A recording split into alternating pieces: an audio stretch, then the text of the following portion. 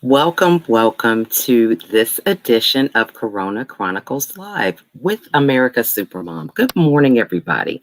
I hope that your day is starting off wonderful. It starts with our mindset. We have to put ourselves in the mindset of what it is that we want to achieve. So if you want to have a good day, you have to tell yourself it's going to be a great day because success leaves clues, right? So what happens is our mind kind of gravitates towards whatever it is that we say that it's going to be.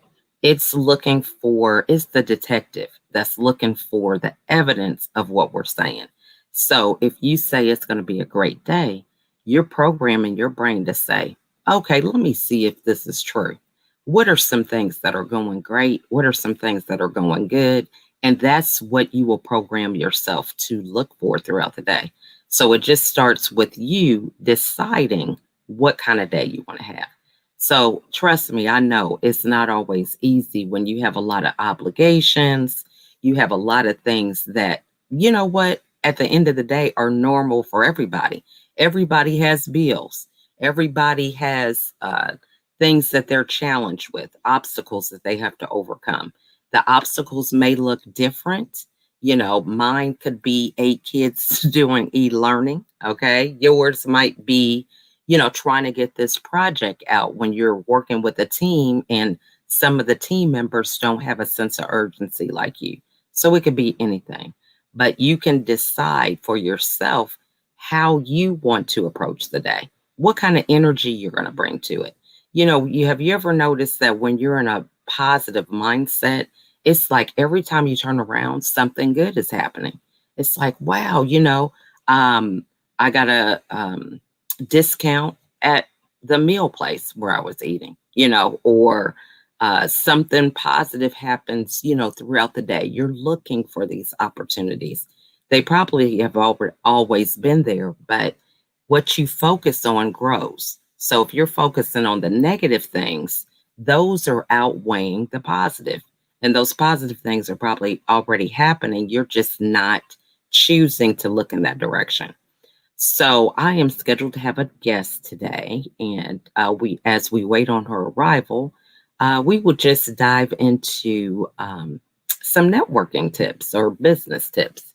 So before I get started with that, I'll tell you a little bit about who I am because this is YouTube. So I don't know if people know me or not, but people are saying, so what is America's Supermom? I get that all the time. I'm even on interviews, and then they ask me when I'm on the interview. But my husband and I have 15 children. Yes, 15 children. Now, all of them aren't living at home. We only have 10 that are living at home. We have 8 of them that are doing e-learning from elementary to college age. And it's nonstop entertainment. Okay. So that's a little bit about what's going on with me at home. In addition to that, I'm a speaker, uh, author. I contribute to a online magazine. I'm a podcast host, and I'm a lifestyle designer. So you're thinking, what is a lifestyle designer? I love all these questions y'all are asking me. A lifestyle designer is another name for a life coach, right? But you have so many coaches. A lifestyle designer, in my definition, is that I help women overcome their struggles of things that are getting them stuck so that they can create the life of their dreams, right? So my story was I struggled with depression for 13 years, was hospitalized 3 times. So needless to say, dreaming was kind of like close to none. I was just so busy doing what I thought I had to do, checklists of things that needed to be done, people pleasing, trying to seek validation from other people that I really didn't know what a dream looked like. I was just trying to make it through the day. Never thought I would be on the other side to where I can actually create the life of my dreams, right?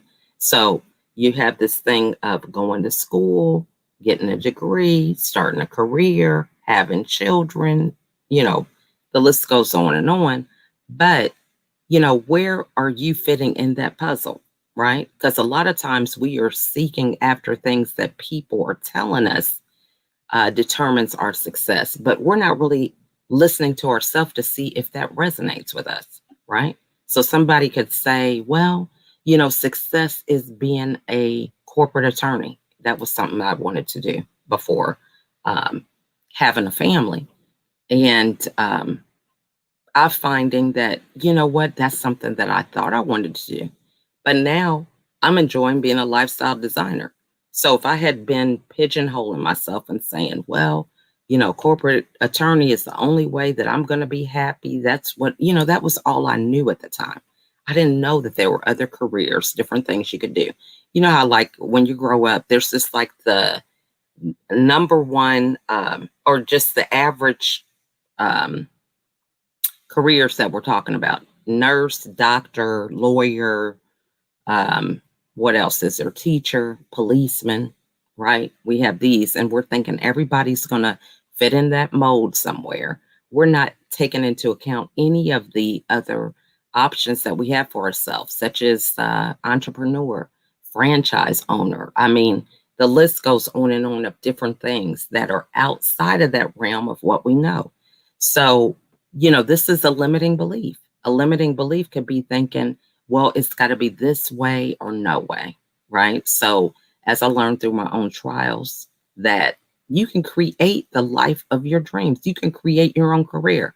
I love it. A lot of people are like, well, if you tell people you're a lifestyle designer, nobody knows what that means. Well, they can ask, right? And this is the whole thing of engagement.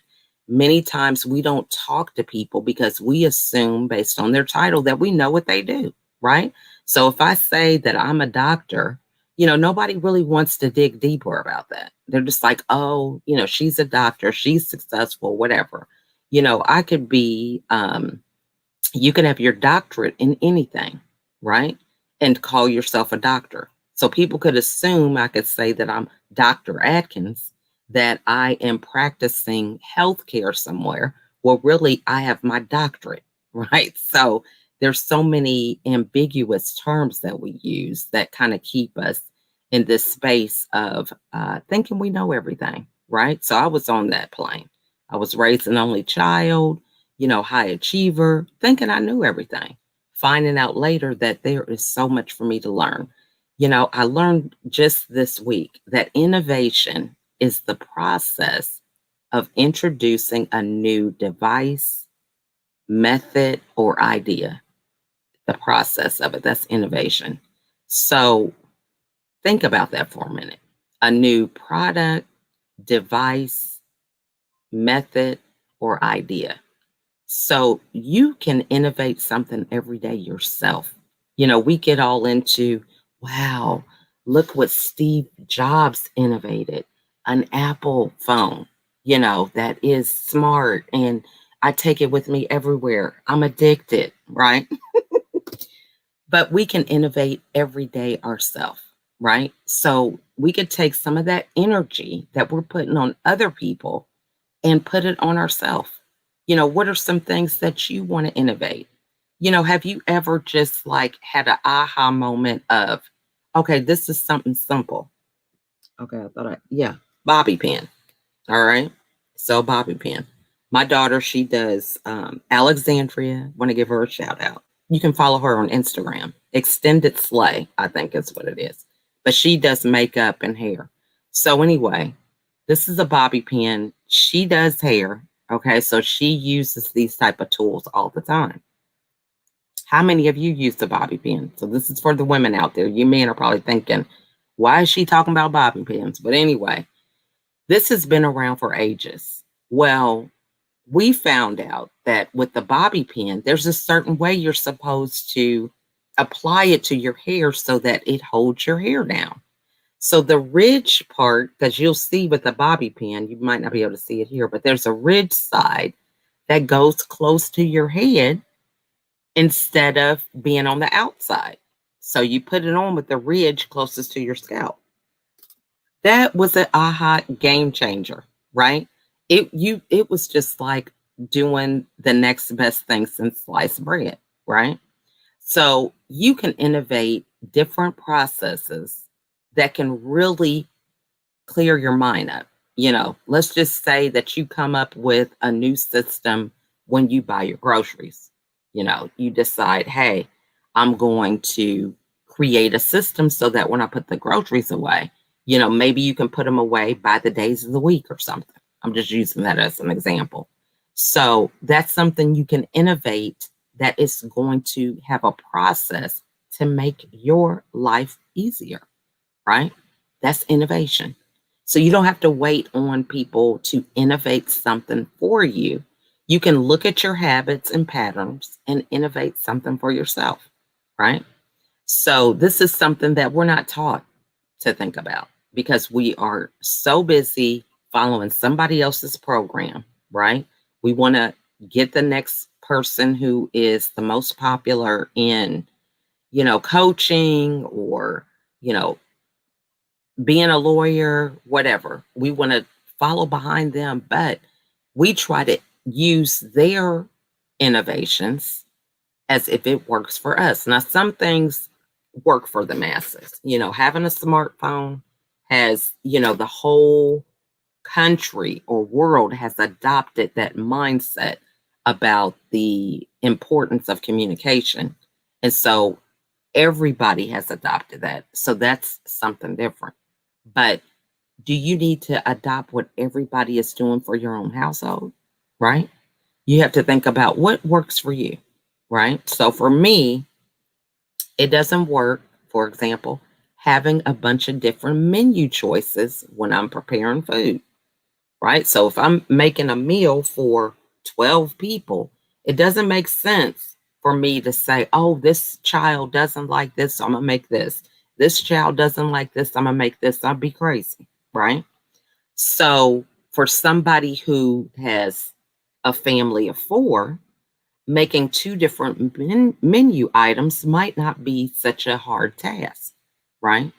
So you have to think about just because somebody else is doing something, dig deeper, ask the questions to see if it's going to serve you and your household, right?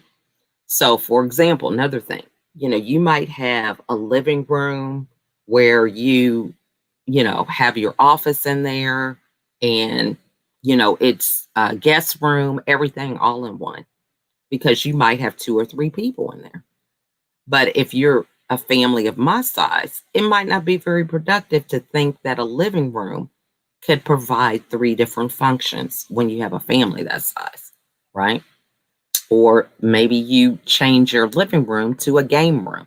You know, you have to think about, we label our situation so much by what society deems as normal, not taking into account that sometimes our family dynamics aren't normal, right? So I could say, well, it's normal for a family to have a minivan, but a minivan doesn't serve me. So if I'm just going to be stuck on what everybody else is doing, I would ignore the fact that maybe I need a 15 passenger van because the kids have friends that they want to invite over, or, we travel together as a family. So it's a lot more functional to have a bigger vehicle rather than having something that does not meet my needs because everybody else does it. So I hope that makes sense. We have to be willing to go out and really assess what works for us instead of causing anxiety, stress in the home, stress with relationships, trying to do stuff the way other people think you should do it, and it doesn't serve you. So I hope that makes sense for everybody. All right, I'm going to check my phone really quick because my guest has been messaging me. So I want to see if everything is okay. This technology is something else. She is seeing if we are on, so I'm not sure how that is working. So anyway, we're going to get into some tips. So the first thing is everybody is talking about building your email list, right? So building your email list is what's important. You want to have all this social currency, right, of your own. It's good to be on different platforms and everything. You want to be able to own your own real estate, so to speak, right? You want to be able to get people offline through an email subscription so that you can communicate to them and convert them. So this really was a great idea that just came to me this week, because how many of you have hundreds, thousands of emails that you just do not check? I'm guilty, right? And so the list just continues to grow, continues to grow. You sign up for this free book, PDF, free strategy call, or whatever, and they just come pouring in. You're on somebody else's subscription. They're sending you like 3 or 4 emails a week, right? And so your list of reading material just keeps on increasing, right? So I was on checking my email before I got on an interview, and someone that I had connected with a couple weeks ago had sent me a newsletter email that is starting this cycle of being on somebody else's email list. And as I was going to unsubscribe, I thought, wow, you know what? I'm just going to try something new. So instead of erasing the subscription, at that time, I'd looked through my messages through Facebook Messenger and connected him to one of my contacts, because based on what the information was that he was sharing in his newsletter, I thought of one person that might benefit from his content. So I connected them. So I got onto the interview, which was a Facebook Live. During that Facebook Live interview, he reached out to me in the comments while I was on the interview and asked me if I was free to have a conversation that day or the next day. So I direct messaged him after the interview and looked at my calendar, couldn't do it that same day, but was able to do it the next day. And now he's going to be a guest on my podcast. So one of the things that my call to action is on a regular basis is inviting people to the podcast, having them come on, share their stories and insight, because it just really provides a lot of hope for people. This happened not even within 24 hours that I was able to make that connection. So think about people that are in your email box. This is your property, right? These are people that are attracted to you. They have you on their radar. Everything is written to you directly. So why not follow up with them people? How many people, we have our own email system, but we don't follow up. We check our analytics every once in a while to see what was the open rate, who did whatever. But are we following up with them? Usually not. So when people send you an email, follow up with them. Maybe you are going to unsubscribe. You might be better with your emails than I am, right? So you might say, hey, hundreds, thousands, that just makes me anxious. I need to get to those emails. And I'm going to tell you, most of the time, people just don't go through and erase their emails without looking at them. There's that fear that they might really erase something important. So I don't care how old the emails are. You just don't have that mindset to do it. So this is a great opportunity for you to reach out to somebody, send them an email back. Hey, thank you for the content that you provided. I want to hear more. Can we get together on a Zoom call? It's just that simple. So before you think about you not having any leads, anybody that you could talk to, go through your email and reach out to those people. Well, my guest has arrived, and so I am going to bring her on at this time. Hey, Shirley, you're muted. How are you? Hi, good morning from the UK. Yes. So sorry about that little communication thing going on. So yeah, this StreamYard is new for all of us. Okay. So we are right in line. So before we get started with the interview, we want you to have the opportunity to tell us a little bit about yourself before we get into some questions. Oh, well, my name is Shirley, and I am an author, a pastor, and a nurse of 36 years. I run a company which is a health and well-being company, offering health screening and health assessment and lifestyle assessments to people over the age of 35, because that's usually when things start to kick in. So I do health screening for diabetes, cholesterol. I do a lifestyle assessment to a holistic assessment, which talks about with clients about how they sleep, how they eat, check their blood pressure, their height, their weight, and then go through a full assessment so that they have a snapshot of their current health status. And this is something that I do in my organization. I also do consultancy where I, as a health coach, to support people through their health, and have a health management club where people can have ongoing support to maintain their own health and well-being, because I'm very passionate about helping people to live and stay well.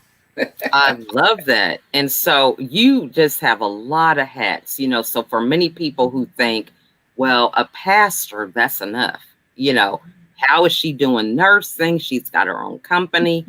So the first thing is, we're in this global pandemic, and as a lot of people are losing jobs and not knowing what is happening next, how are you able to maintain such different but highly essential positions, successfully? Well, if I take my pastor's role, which is, you mentioned it, at the moment, because in the UK, we're not allowed to meet, we're in lockdown again. So I have been meeting with my members online and doing Zoom church. So we're having Zoom praise and worship. We also have every Thursday morning, we have prayer meeting. So we have an online free number that anybody can call in if they have a concern, if they have something they need prayer about, that we can specifically seek God to be able to pray for them. So we do that every Thursday from 11:30 UK time till 1 p.m. and pray. So we do that. So that keeps me going as well because of my faith. And also on a Thursday, we do a Bible study so that people can understand the word, because we know we're in this challenging time, and it's faith and hope that is keeping us going, Amen. So this is something. So that's from the pastor's side. And I know I have to balance all these different hats. I feel you. I'm doing the same thing. But people think that it can't happen, so it's encouraging and inspiring to see somebody doing that. And you have a smile on your face, and, you sound like you got it together. So they're like, wait a minute, how is that happening? There was a time, my dear sister, that it wasn't like that. It was very challenging, where I was working in a corporate role, working 9 to 5.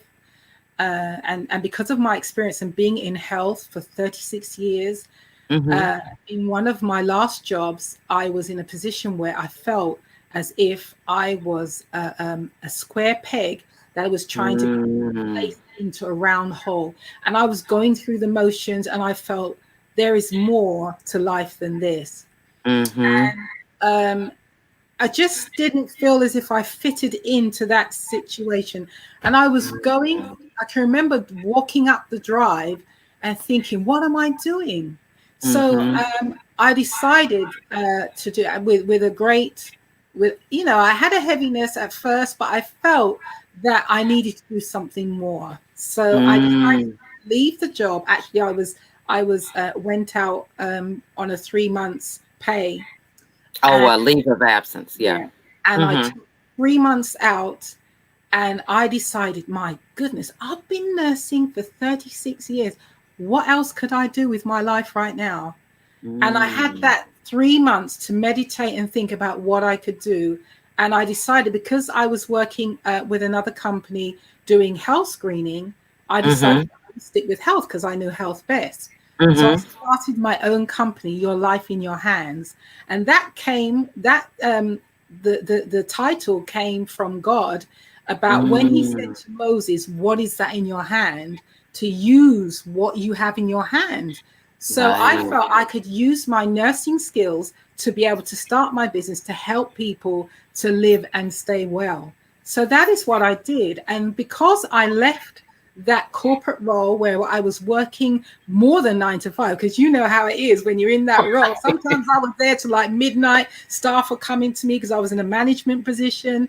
Everybody was coming with their problems. It was stressful. I thought, I got to get out of this. That is so good. Yes. Now, and I started my own business, and then I had the flexibility to be able to do things, to be free from ministry, right, to be free to do my freelance work, to be free to work in my business and be able to do what I'm doing. So I had that flexibility. And yes, it was tough because I kind of thought I'm used to a paycheck coming in every month, and I'm not going to have that anymore. So it was scary in one sense, but in another sense, I thought, I know that God said he will give me whatever I need, my daily bread. And that faith that kept me going. And because I kept active, things started happening.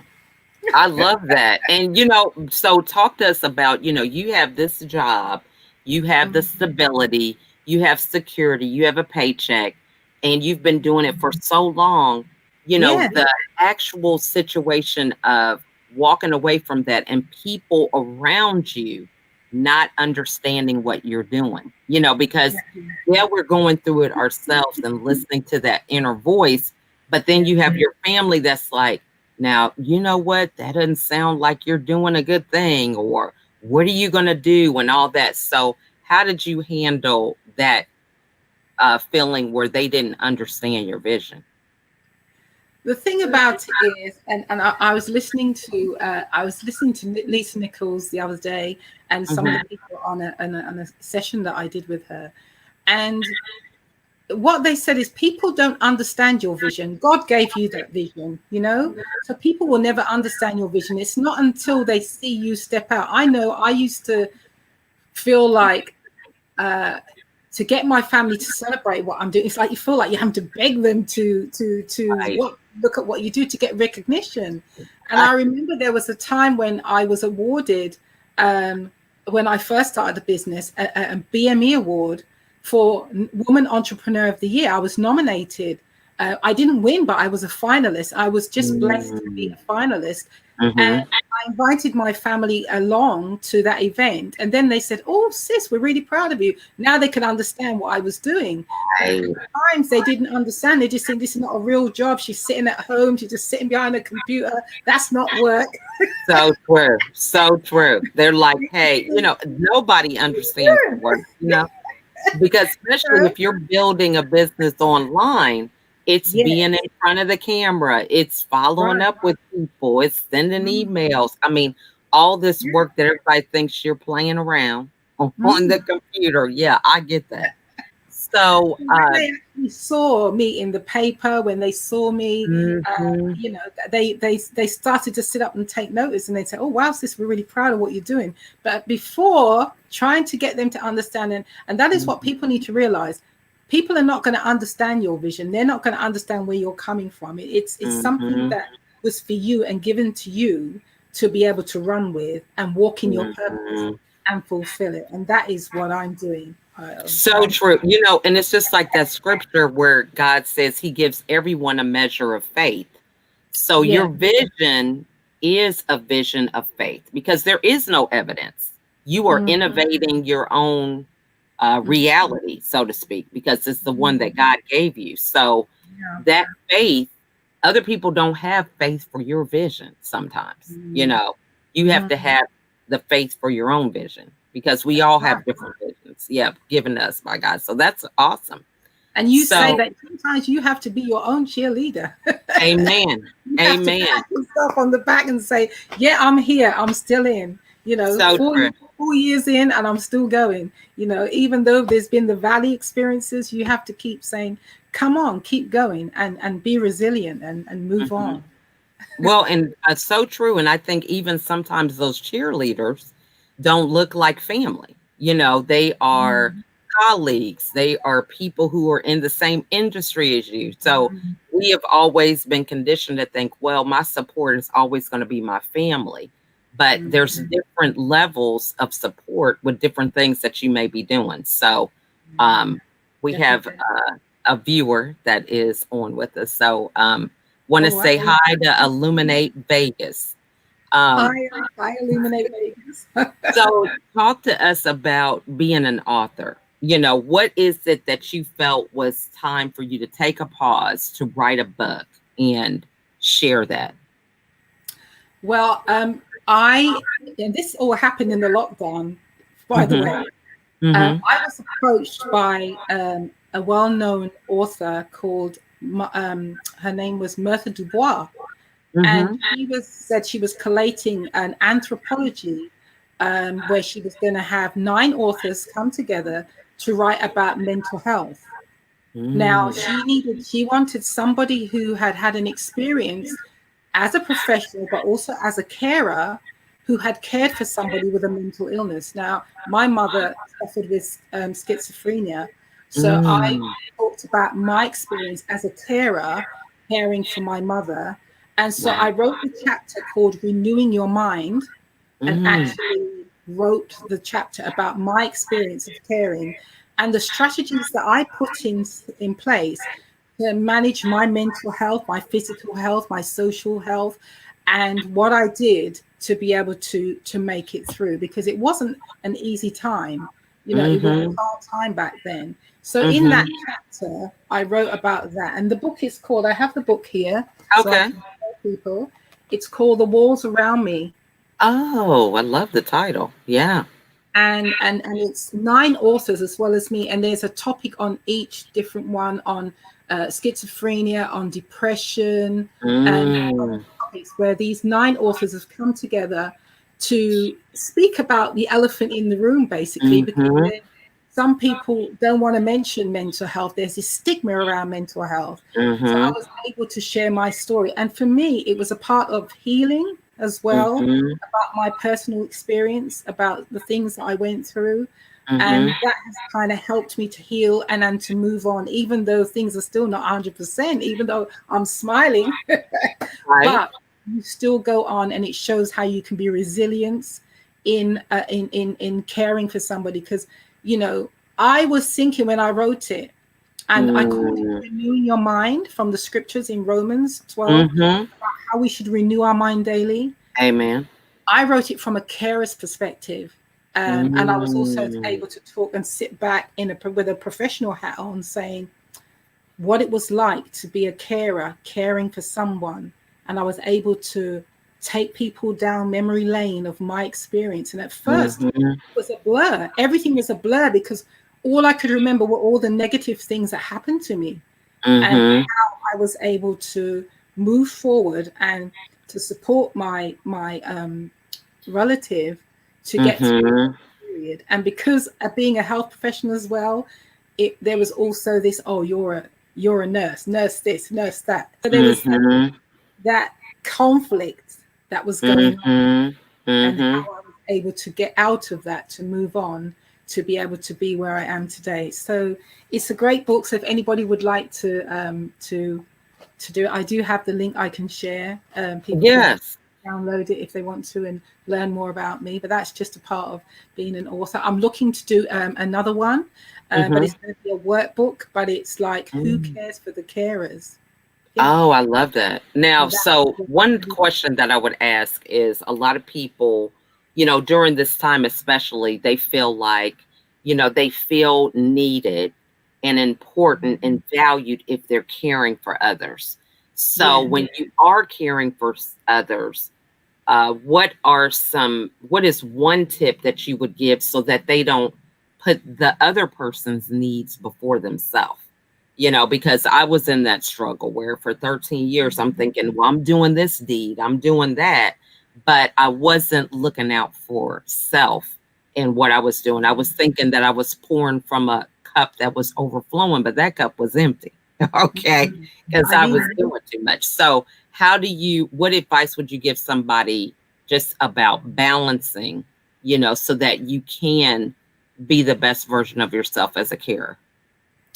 I think one thing I would say is self-care is so important, and Mhm. about renewing your mind, really, because you can get yourself caught up in where you have all that chatter in your head, and you're thinking, you know, and you think, can I do this? Can I continue to do this? But it's about asking for help too when you need help.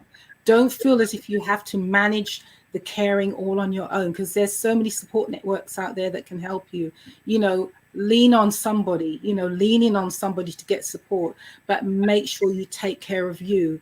And if you have to take time out, take that time out for you, because you have to look at your own health. You have to look after your own well-being, and your mind is so important, you know. So, you know, I used to do things like meet up with friends, go for a pamper session, go for a massage, you know, talk to a friend about my feel, or a close family member about how I was feeling, so that I could release it. Because, you know, when you're in it, when you're actually in it, deep down in it, it can be hard. And so, you know, when you share with somebody else, it can release something from you. But self-care and looking after yourself, renewing your mind daily, doing things, you know, meditating, whatever you do, if you pray, if you're a spiritual person, pray or meditate, or, you know, do something that is going to protect your mind. Otherwise, you know, because you don't want yourself to get in a position where you will feel like, oh my gosh, I can't carry on. So it's looking after you. And that is why I wanted to look at the carer's perspective. So that is probably more than one tip, but that's awesome. Hey, you know what? You speak in my language, because I've learned. I'm now on the other side, and I'm like, you know, a lot of people can't hear it from me. So I always like to, those guests that have figured that out, I like for them to be able to say it in their own language, because, you know, it is important to do these things. And, you know, you have to be proactive to doing that for yourself. You know, you can't wait for some superhero to come out of the wings to do it for you. You have to be intentional with that. So I totally get that. So we met. You have to have that time. Sorry, you have to really just make that time to have that me time. You need, even if it's half an hour, even if it's an hour out, to have that me time. If you can't get out because of finances is low, to have a nice bath, put on your candles around, listen to some nice music, do something for you, you know, go and have your nails done, have your hair done, something that is for you, that is, you know, that you're out of that situation, so you can actually keep yourself going. Go for a walk, you know. All of these things are tools and techniques to help you to take care of you. So true. I mean, I couldn't agree more. So that is wonderful. Now, we met through the Global Women Network. So talk to us about, you know, here you are, you have all these responsibilities and things that you do, the value of networking. Oh, wow. Oh, it's amazing. If I was to share with you something that happened to me this weekend, it just blew my mind. I tell you, if when you take action, when you actually step out and take action, because that's what God wants you to do. He wants us to be doers, you know, doers of the word. When you actually take action, you're surprising how the universe, or, you know, opens up to you, and the opportunities open up to you. I was so glad to join Global Women, because I have met so many fantastic women, some that I've actually come together and partnered with, and we're doing an event. I've got an event that I'm doing on Saturday about mental health. So I'd love to share that with your members, your viewers. But it's a great thing to network, because as women, you know, women like to talk, don't they? You know, but it's absolutely. You know, but it's so good to know that you have a sister out there who relates to you, who knows what it's like to be an entrepreneur. You can, you know, be a mother in business, having to run your business from home. They get it. They get it. Right. Having your tribe, having those global women around you, it's amazing. I've had the opportunity to speak in Brussels to women there, and you have that opportunity to raise your profile, but also to get that support of a wonderful group of women. I only joined in August, and I have learned so much. I've attended the master classes. It's been awesome. I tell you, I would recommend Mirella Sula to so many people, because she's amazing, and it's a story. Yeah. Now, so we met. That was nice. Yes, we met through those opportunities. So that is wonderful. Now, talk to us about Saturday. So what's going on Saturday? Saturday, I've been, one of the ladies in Global Woman approached Mm-hmm. me to ask me, could I talk about mental health? And I thought I would talk about it from the perspective of being a carer and a health Mm-hmm. professional, but also from a carer's perspective, and share a little bit about my story with Mm-hmm. the audience. So it's called Depression. It's on Eventbrite at the moment, and it's Okay. on there, and it is a free event. So Mm-hmm. we're on at 1 p.m. until 2:30, and I'll just share the title with you. So if any of your viewers would love to join us, it's Yeah. free and they can join. Let me just. I'm gonna write this down so I can add this. What I'll do is I'll send you the link later, Michelle, as Yeah, well. and then we can And then add it you'll to the have it and you broadcast. can add it. Yeah. Mm-hmm. Let me just go in. Sorry, ladies, Oh, gentlemen. you're good. You are good. This is awesome. And it's about, and I think anybody, the lady who is the host. Hi, Illuminate. Hi. I hope you're enjoying. Yes. What it is, the lady Grace, her name is Grace Over. Her business is called Freedom for Better Life. Okay. Went through a period of domestic abuse, and so she's sharing her experience as an entrepreneur. And there's going to be Oh, other speakers as well. that is awesome.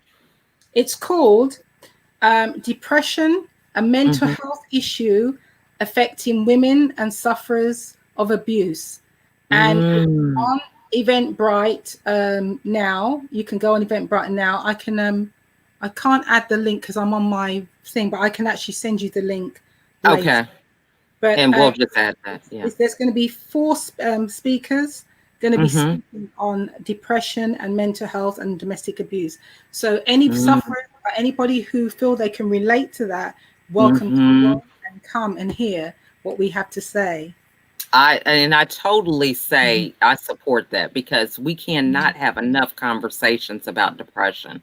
So, Exactly. even in my case, I've struggled with depression for 13 years and I would not have labeled myself depressed because I was still doing things. I wasn't in the Yeah. bed under the covers. And so Mhm. depression didn't look like what I thought depression looked like, which is very good to bring these things up and have these Definitely. dialogues to get the tools that you need in order to learn how to face them and overcome them. So I think that is wonderful.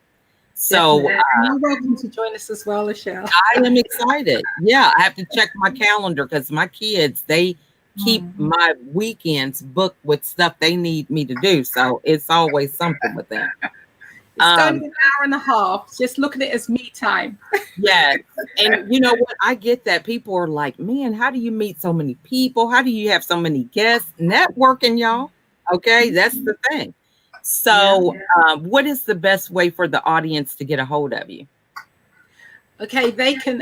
I'm on Facebook, so they can Mm-hmm. find me on there under Your Life in Your Hands, or it's at it's Mm-hmm. YLIH. I'll give you the links as on Facebook. So it's Your Life in Your Okay. Hands, or they can go to my website, which is yourlifeinyourhands.co.uk, and you Mm-hmm. can learn more about me there. And also my contact number I can give you that later on as well, but all the Okay. details they'll find me through. I'm also on Twitter and I'm also on LinkedIn. Awesome. And so, what final words would you like to share with everyone, just to encourage them? I would just say, having been a nurse of 36 years and pastoring for the last 9 years, is always find somewhere in your life to be thankful and to be happy. Even no matter what the situation looks like in the present, find your happy moment and to be able to get you out, because you don't want to stay in that, especially if you're, because we're in a time, we're in the UK, we're in lockdown again. So a lot of people are in the home thinking, what am I going to do? How am I going to get the next penny coming through and whatever? I've been there where areas where I've had months where no money's been coming in, but I didn't focus on the situation because I knew that God told me he had a plan for me and a purpose for me to walk in my home. And I just have to trust the process. So whatever it is, remember, take action and do something to move you out of the situation that you're in, because there is greatness in you. I love that. And, so many people can resonate with that message right now because, you think if you're a Christian, sometimes that there shouldn't be a struggle, but God tells you from the very beginning that we will have trials and tribulations, but it's knowing where our strength comes from and who we are, and that, he's not going to put more on us than we can bear. So I really resonate with that. And I hope everybody's listening and taking notes, because there is going to be trials and tribulations, but how do you choose to respond to those? Because the answer lies within. So very encouraging. So Can glad I just that one thing? yeah. There's a story that I tell my members. There was a man, and the Lord said to him to push against the rock. And he pushed and he pushed, and he was saying, I can't move this rock. I can't move. And when he was pushing and pushing, every day he went and he pushed against the rock. And then God said to him, I didn't tell you to move the rock. I just told you to push against it because I wanted to build up your muscles. And that's what it is. Sometimes we just have to push through so that we can build up our inner muscles. So I just want to encourage somebody this morning, keep going, don't stop. Things may not be where you want them to be, but you're a step further of getting to where you want to be. Now, you know what? I love that story because that is so true about not being married to the outcomes. See, we don't know God's thought pattern for some of the things that we do. So we're like, well, if God is really God, we try to tell him how to answer stuff. If you really are who you say you are, I'm going to have this situation work out the way I want it to. But we don't know what God's plan is. So I love that. That is just so good. Great story. I'm going to be using that with my kids because it's like, we think we know more than God, right? And just like I always think of that image of the Karate Kid movie where the guy is teaching them and he's like, I'm doing all this other stuff, cleaning and wiping down walls and all this stuff. What has that got to do with karate? So I just think that is so true. We never know where the strength is coming with building the fundamentals that are going to help us to succeed. So that's awesome. And sometimes you have to go sideways before you can go forward. So, he's taking you to a sidestep to something to learn from that experience to then take you to move forward. So true. I'm loving it. Well, this has just been. I've done that. I know. Look, sometimes you got to turn around to walk forward. Okay. So you just never know. So as long as you stay moving, I think that's the key. Keep moving. When you stay stuck, that's when the problem lies. So and sometimes when you're in that valley experience, there's something that he wants to pull out of you, take you out to the next level, and you have to go through those valley experiences so you can get back up onto the mountaintop.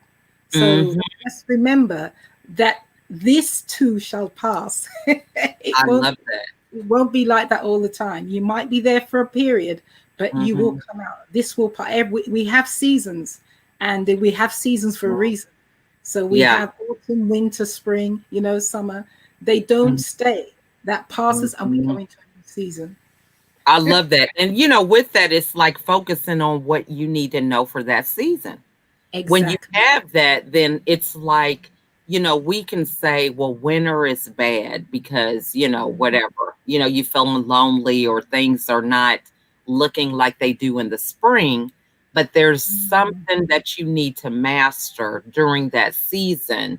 And if you look at it that way, it's not more of this is more important or this is a lot harder. You know, it's just all being in a part of the process. You know what I'm saying? So if you know what to expect, it's not as hard as just being blindsided with something that you didn't know you were going to have to experience. So that's a good way of looking at it. Definitely. And there's always something to learn out of the experiences that we go through. We may not see at the time we're going through, but later we will see it. So true. Well, thank you so much for joining us today, Shirley. And I'm glad we got to connect. We talked via, you know, text messaging and things like that. So it's wonderful to have a dialogue and such a wealth of information. So I encourage you guys that are watching, if something she said resonated with you, to reach out to her, grab a copy of that book. You know, we need to read the right stuff. Put that news down, put some of this negative stuff down, and get some stuff that's going to help you move forward and be a better version of yourself. So thank you again for joining us today, Shirley. And I look forward to us chatting again. Yeah, and you're doing such an amazing job. I tell you, I take my hat off to you, what you're doing. You are super mom in truth. Thank you. You know what? I'm addicted to learning. That's really what it is, because I have just really embraced the fact that, you know, you can get a lot more done with a team than trying to do it by yourself. And I'm going to tell you this aha that God gave me, because I was just, you know, you have a vision and it's like you want this vision to happen tomorrow. You get it today, you want it tomorrow. And the Lord spoke to me and said, now, Jesus, we know his position and how he saved the world. Yeah. But he had 12 disciples. So what makes you think you can do it by yourself? There you go. That's a high five moment. That got me quiet real quick. And I thought, well, let me go get a team, because what I'm trying to do on my own is crazy. Right? You can't do it alone. No man, no woman is an island. No, not at all. So that really was a great aha for me. So this has just been wonderful. Well, thank you so much for coming on. And we want to thank everybody for watching. Hope that you got some great nuggets of inspiration, that you were taking notes, and share this video. If something resonated, you don't remember everything, just share it to somebody else, because it can be a blessing for them and help them to have a situation where they can see things in a different light. Okay, so thank you for inviting me. And I'm welcome to come back again if you'd like me to come again. Absolutely. Absolutely. We'll have you back. Okay. Just remember, don't forget the event on Saturday. You're welcome to come and come to that. We will share the link for you as well. Awesome. All right. Well, everyone, thank you so much for watching us today. We look forward to seeing you guys on the next episode. You guys have a wonderful day. Talk to you soon. Bye. Thank you. Bye.